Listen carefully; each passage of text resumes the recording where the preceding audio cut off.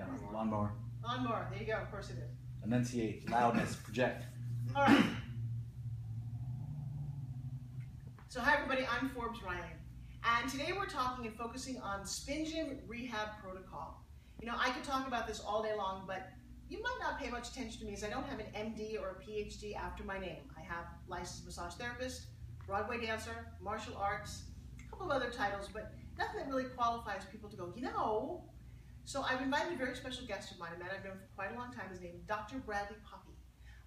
He is a doctor, but he's a very smart doctor. He's very clever. One of his specialties is he's created clinics that deal with people who've had car accidents. And rather than just have a physical therapist or massage therapist or a doctor or a PT, he's put them all into one arena and really makes this work. He's very holistic, he cares a lot about his patients, but he's really smart when it comes to what's inside your body and how it works. So I presented him the SpinGym just to see what he thought. Well, I've invited him here so we can both hear what he thinks about SpinGym. Brad, welcome. Hi. Thank you. Good to see you. Good to see And you. thank you for coming down all the way from Colorado.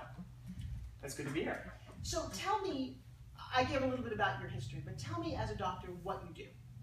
So I'm a doctor of physical therapy, like you said. I practice in Denver, Colorado, and basically specialize in treating outpatient orthopedic injuries, primarily spine.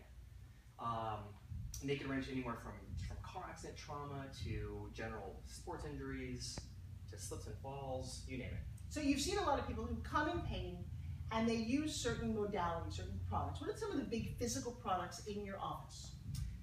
Your general piece of exercise equipment, your modalities, your electrical stimulation, ultrasounds, things like that, as well as just, we use a lot of manual techniques to help get these patients better. And certainly TheraBands, dumbbells? Absolutely, all of that, yeah. So now I've put a SpinGym into your hands. You've got a silver one, I have a black one.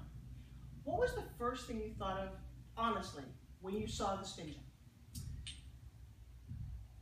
I thought basically it was such a small piece of equipment, I really didn't know, to be honest with you. I was like, I didn't really know what it could do until I started to play with it a little bit. Right. And figure out what it could do, you know, for the patient. I put myself in the patient's view, and I discovered that it's a very versatile piece of exercise equipment.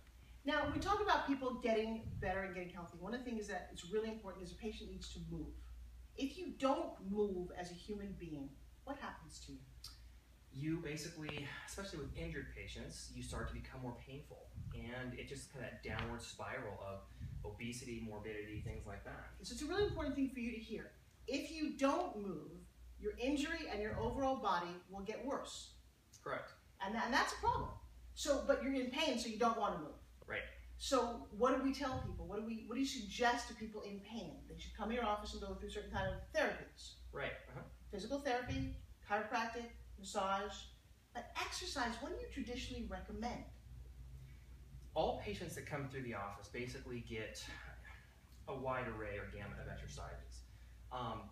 Basically to set them up for a home program that they can do on their own at their home after they've done their structured physical therapy regimen. So it's home-based type exercises. Okay, so to be honest, I've spent a lot of time in physical therapy. I was a klutz as a kid. I'm certainly an athlete, and torn knees and hips and fingers and elbows and all that stuff. I would go to the physical therapy office, and I would be handed, after my therapist said, walk your fingers up here to move your shoulder, do a little sand thing, do a little, and I'd get a piece of paper with some exercises outlined. Now, compliance as a doctor is really important when you go home. Can I be really honest with you? I looked at the paper, I was like, I don't really get it, I don't remember what we did, and I never really did much of it at all. And I thought, is there a better way? Is there something fun to play with? Is there something more interesting? And that was one of the genesis for me to create SpinGym. Because one, it's colorful, it's fun. And I have a firm belief personally that if you like it, you'll use it. And what happens if you use it? You're going to get better. What a great concept, you're going to get better. Okay, so let's specifically talk about SpinGym. Give me your, when you put SpinGym in your hands, what do you feel in your body? When you Energy. Energy. That's interesting. So, you and I have talked about the different muscle groups that you engage. SpinGym for a minute. And I'd love you to tell people watching, what are you, as a very well-structured, thought-out man who knows exactly what's going on in your body, where are you feeling this? I'm feeling this in my entire upper body. Not only, and there's certain muscles that I'm activating right now, kind of my shoulders, upper back, But really, it's kind of a holistic body approach to exercising. I am engaging my stomach. I feel my middle and lower back. There's a lot more going on that meets the eye, actually. Now that's an interesting thing. So let's talk about injuries. People have had a car accident. Let's start from the neck down. What's the first thing that usually they deal with? Pain, pain, lack of range of motion, stiffness. Okay, but let's start specifically with the neck. What could you do with a SpinGym to help alleviate some of the pain in the neck? What might you prescribe to do? Different exercises, probably 3 or 4 different exercises that I would prescribe. Like? Number 1 right here.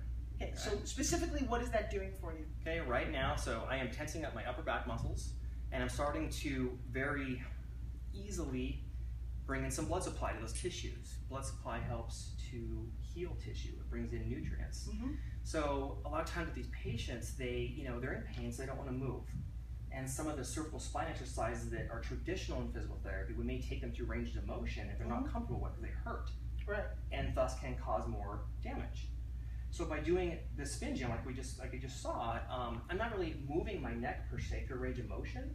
It's more of an isometric exercise. Okay, so I'm still kicking in those muscles, and they're still firing, and blood supply is coming to those to deliver nutrients, but it's in a safe manner. Now, if someone hasn't touched a SpinGym and they're only used to a resistance band, what's really important to remember is that SpinGym is not a resistance band. It is in fact a strength cord. If you just tug on it, aside from being able to stretch your body, nothing happens. You talked earlier about energies, that when you wind it up, would you help everyone understand what is an isometric exercise? So isometric exercise is when the actual tissue is not actually moving. It's not elongating or contracting. It's contracting in a steady state versus an isotonic exercise when the muscle is actually moving through an actual range of motion.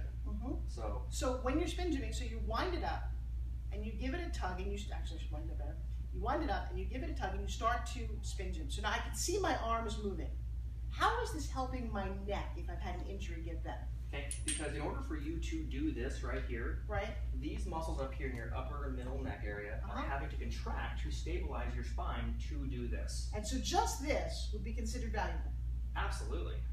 And what the beauty of this is it really helps those patients that have been in that car accident in the acute phase or subacute phase, where they can't move, or it's painful. Right. So it helps to kind of catapult them to start to introduce some light exercises and movement patterns to where we can start to get them into more traditional type exercises later on. Have you ever seen, in all your years of experience, anything that comes as close to SpinGym in the world of rehab? No, I mean, this can do so many different things. I mean, we have our tools in our tool belt, of course, that we do different things with, but not one that does all those things kind of almost in one package. Kind of extraordinary, isn't it? It's extremely. Now, when I talk to PTs and physicians, I get a little bit of resistance because you tend to know what you know. What would you say to a physical therapist who is just looking at this for the first time and says, I don't know, what does it do? Try it. Let me show you. Put it in your hand like you did with me, actually. Put it in their hand, show them. Talk to them in that doctor lingo, the different pathologies that we can talk about on that level. Okay. And actually have me use it with patients, actually. And now, you've actually using it in your clinics. Correct. What's been a general patient reaction? They smile at it because it's fun.